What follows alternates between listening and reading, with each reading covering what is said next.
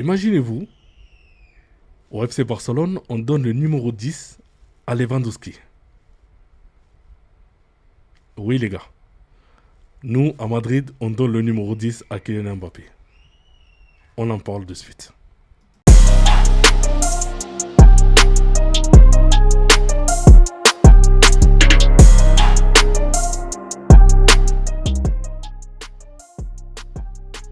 Salut les dribbleurs, j'espère que vous allez bien. C'est parti pour une nouvelle vidéo. Nous allons parler du Real Madrid, hein. Donc on va parler de Mbappé, Arda Güler, Toni Kroos et j'en passe. Donc c'est parti, hein. La meilleure chose à faire est de partir en beauté. Toni Kroos sur sa retraite. Je pense qu'il est difficile de faire mieux de ce que j'ai fait lors de ma dernière saison. Je suis parti après avoir remporté la Liga et la Ligue des Champions. Adios. J'avais déjà envisagé de prendre ma retraite l'année précédente. On va pas se mentir, c'est l'une des plus belles retraites, hein, absolument méritée, hein. Donc du coup, vraiment, Toni Kroos, c'est légende absolue, hein. Et vraiment, il nous manque énormément au milieu de terrain actuellement, hein. On continue, Angel Torres, président de Getafe, hein.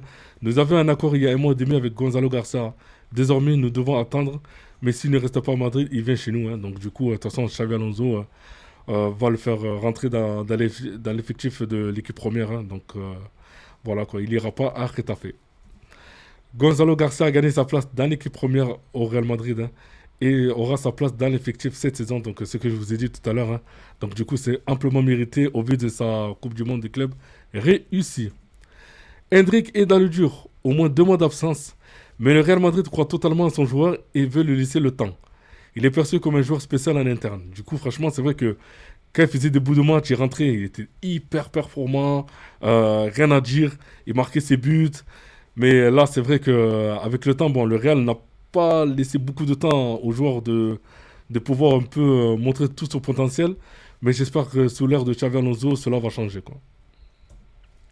Alvaro Rodriguez va aujourd'hui s'engager avec Elche, hein. Donc en tout cas, bon courage à lui, hein. C'est un transfert sec, quoi. Lucas Vazquez a des offres d'Espagne, d'Arabie Saoudite, de Turquie, de Première Ligue et d'intérêt de la Juventus. Il prend son temps car il veut un projet de 2 à 3 ans axé sur le football et la stabilité familiale, hein. Donc Lucas aimerait ne jamais avoir affronté le Real Madrid. Donc du coup, pour moi, il ne vaut même pas qu'il joue en Espagne, peut-être en Arabie Saoudite, Turquie ou en Première Ligue. Mais bon, voilà quoi. Sauf sinon, il ira en Italie. On continue. Le Real Madrid veut William Saliba et Ibrahima Konaté, hein. Le premier est libre en 2027, l'autre en 2026. Les Merengues veulent recruter un défenseur central dès cet été, c'est décidé. Saliba est prêt à faire des efforts financiers pour venir à Madrid. Une offre devrait partir prochainement pour Konaté qui veut rejoindre le club.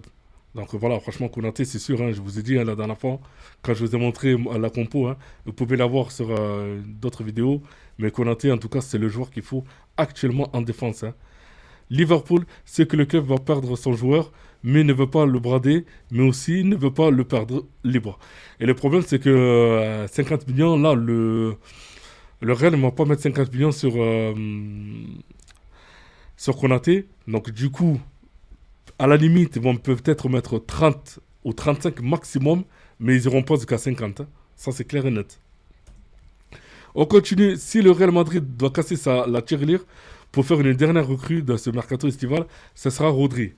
L'actuel Ballon d'Or ne serait également pas insensible aux appels phares des Madrilènes, hein. Donc du coup, voilà, hein. Mais maintenant, on va voir comment cela va se passer et quel est le montant surtout du transfert, quoi. Rodrigo ne veut pas se détendre pendant ses vacances. Il travaille dur et veut montrer à Xavi Alonso qu'il a sa place dans l'équipe, hein. Donc du coup, voilà, hein. Il veut montrer, mais le Real ne compte vraiment pas sur lui. Il veut vraiment, vraiment le vendre, quoi. Liverpool, mais aussi le PSG, suivent de très près la situation de Rodrigo, hein. Donc du coup, voilà, hein, franchement, je le vois soit à Liverpool, soit au Paris Saint-Germain. Mais bon, après, à quel prix, quoi? Est-ce que le Paris Saint-Germain il serait prêt de mettre 100 millions sur Rodrigo? À voir. Liverpool, je pense qu'ils peuvent les mettre, mais le Paris Saint-Germain, je pense pas, quoi.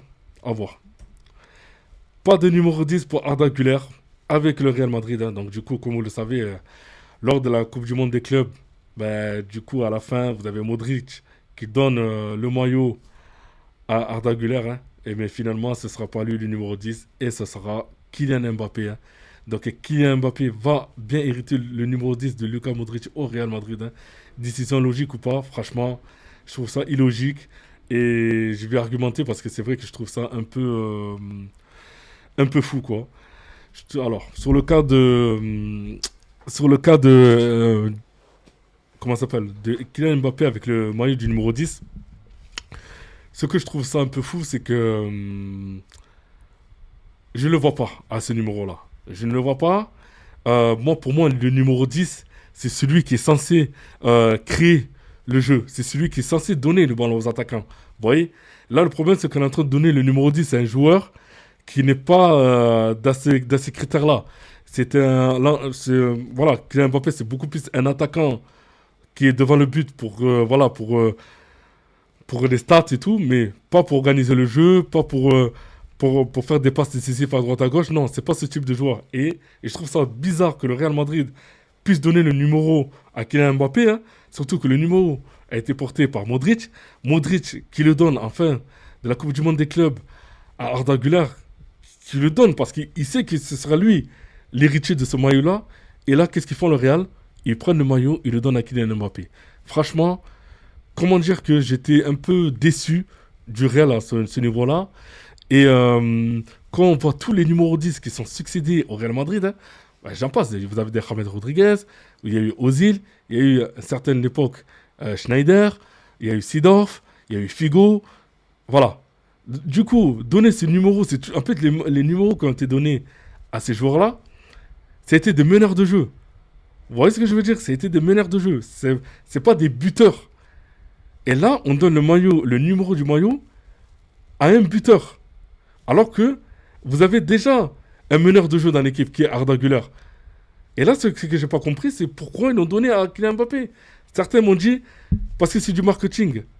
Écoutez, le maillot, j'aimerais bien voir les chiffres, hein, d'accord? Dans la vente du maillot de Mbappé avec le numéro 10 et faire la comparaison avec Mbappé avec le numéro 9. À savoir, est-ce que Kylian Mbappé avec le numéro 10 a vendu plus de maillots qu'avec le numéro 9? Voilà, moi j'ai des doutes dessus. Je pense pas qu'il va vendre plus de maillots que ça, ok? Mais on verra bien. On verra bien si j'ai tort ou pas. Mais à l'heure actuelle, voilà, moi je trouve que c'est pas normal. C'est un manque de classe. C'est un manque de classe. Surtout qu'on a déjà un numéro 10 qui est Arda Güler. C'est un numéro 10 né. On le voit avec l'équipe nationale de Turquie. Avec la Turquie, c'est un meneur. C'est lui qui organise le jeu de la Turquie. C'est lui qui dit à quel moment on attaque, à quel moment on doit calmer le jeu. C'est lui, c'est tout ça, c'est lui, c'est Arda Güler qui le fait. C'est pas Kylian Mbappé. Ok? Kylian Mbappé, on le voit en équipe de France, c'est pas celui qui organise le jeu. On voit, c'est plutôt un buteur. Et là, on le voit à Madrid avec le numéro 10. C'est dommage quand même. Ça perd de sa classe au Real Madrid.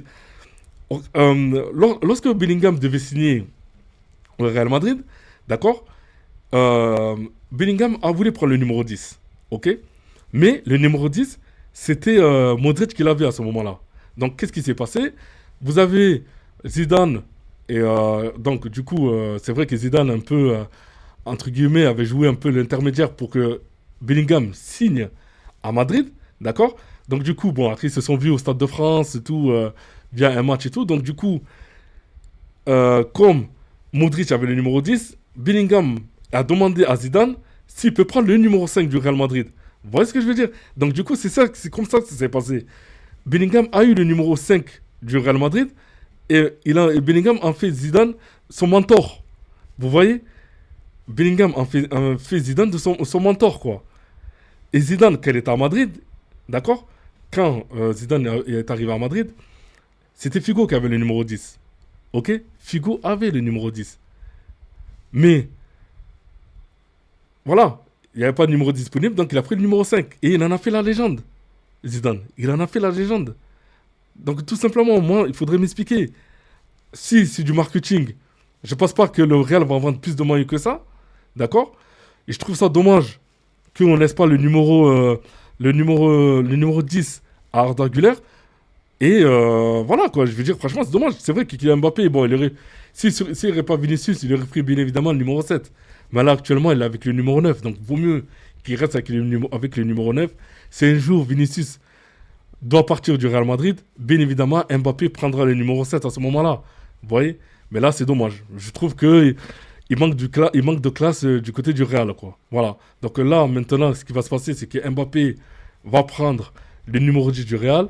Le numéro 9 va rester vacant. Donc peut-être ce sera le jeune Gonzalo Garcia qui risque de le prendre. On verra bien d'ici quelques jours. Mais voilà, je trouve ça vraiment dommage. Un manque de classe. De toute façon, voilà, vous me dites en commentaire ce que vous en pensez.